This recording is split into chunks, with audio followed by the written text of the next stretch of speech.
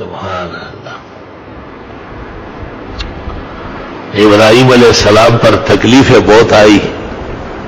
باپ نے بھی گھر سے نکالا اور نمرود بھی بدترین دشمن تھا، آگ میں ڈالا اور مشہور ہے کہ آرمینیا میں رہنے کا قابل نہیں رکھا. اور درست بات یہ ہے کہ حضرت کے رہائش یہ جہاں جمرود لکھا یہ اصل نمرود ہے، یہی علاقے تھے پشاور کے آس پاس. حضرت اس جگہ مبعوث ہوئے اور انی ذاہب الی ربی سیہدین، یہاں سے آگے شام روانہ ہو گئے. تو سارا بی بی کے بطن سے اسحاق پیدا ہوا، بنی اسرائیل کے پیغمبر، اور بی بی ہاجر سے حضرت اسماعیل علیہ السلام پیدا ہوئے.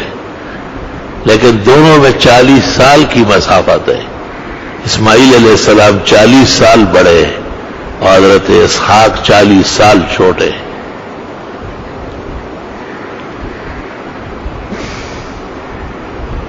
کعبۃ اللہ جب بیت اللہ اور مرکزی ایمان و صلاۃ بن رہا تھا تو حکم ہوا کہ اسماعیل کو اس کے قریب میں قربانی کے لیے پیش کرو، تب جا کے یہ گھر معزز بنے گا. جعل اللہ الکعبۃ بیت الحرام قیاما للناس. اور ٹھیک 40 سال بعد جب حضرت القدس بنانے لگے تو فرمایا کہ اسحاق کو پیش کرنا پڑے گا. تو حضرت اسماعیل جوار کعبہ میں ذبیح ہے اور حضرت اسحاق بیت المقدس میں ذبیح ہے. الگ تحقیق دونوں بیٹے ذبیح ہے اور دونوں کے بدلے میں جنت سے مینڈے آئے ہیں.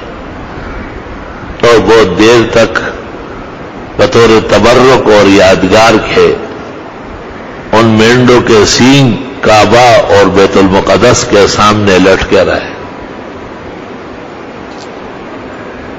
اللہ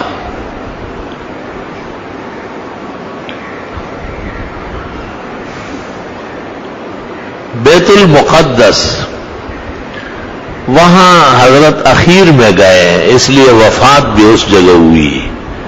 وہاں ایک فلسطین میں ایک بستی ہے، قریۃ الخلیل کہلاتا ہے، حضرت کے نام پر ہے. وہاں حضرت کا مزار مبارک ہے ابراہیم علیہ السلام کا. اور اسماعیل علیہ السلام اور ان کی والدہ بی بی ہاجر کی قبریں وہ جبل ابی قبیس اور کعبہ کے بیچ میں ہیں. بعض جغرافیہ غلط لکھنے والوں نے لکھا کہ حتیم میں ہے. حتیم تو بیت اللہ ہے، وہاں قبر کیسے بنے گی؟ اصل میں کبھی قرب پر دخول کا حکم ہو جاتا ہے، جیسے لا تفسدوا فی الارض، مراد ہے کہ کہیں بھی فساد مت کرو، یعنی کہ زمین کے اندر مت کرو، باہر کرو.